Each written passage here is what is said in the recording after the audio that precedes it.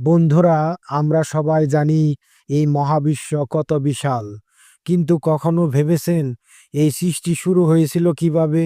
হিন্দু ধর্ম এ বিষয়ে কি বলে? চলুন আজ আমরা সেই রহস্যের গভীরে যাই। হিন্দু ধর্মে সৃষ্টির আদির বর্ণনা পাওয়া যায় বেদ, উপনিষদ, পুরাণ এবং দর্শনে। কিন্তু আশ্চর্যের বিষয় হলো, সব জায়গাতে একটা মূল কথা: সৃষ্টির আগে কিছুই ছিল না, শুধু ছিল এক চিরন্তন অনন্ত সত্তা। ঋগ্বেদের নাসাদীয় সূক্তে বলা হয়েছে, না ছিল দিন, না ছিল রাত, না ছিল আকাশ, না ছিল পৃথিবী, না মৃত্যু, না অমরত্ব, শুধু ছিল সেই এক সত্তা যাকে বলা হয় তৎ একং। তিনি ছিলেন অদৃশ্য, নিরাকার, কিন্তু সর্বশক্তিমান। উপনিষদ আবার বলে, প্রথমে ছিল ব্রহ্ম, রূপ নেই, গুণ নেই, কিন্তু আছে অসীম চেতনা।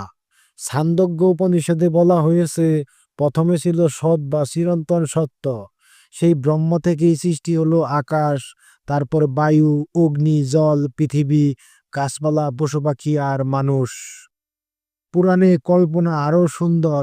সবকিছু ডুবেছিল অসীম জলরাশির মধ্যে। সেই জলের উপর শয়ান ছিলেন মহাবিষ্ণু। তার নাভি থেকে ফুটে উঠল একটি পদ্ম, আর সেই পদ্মের উপর জন্ম নিলেন ব্রহ্মা। ব্রহ্মায় সৃষ্টি করলেন এই মহাবিশ্ব। সাংখ্য দর্শনে আবার বলা হয়, প্রথমে ছিল দুটি চিরন্তন সত্য, প্রকৃতি অচেতন আর পুরুষ চেতন। এই দুইয়ের মিলনেই শুরু হয় সৃষ্টি।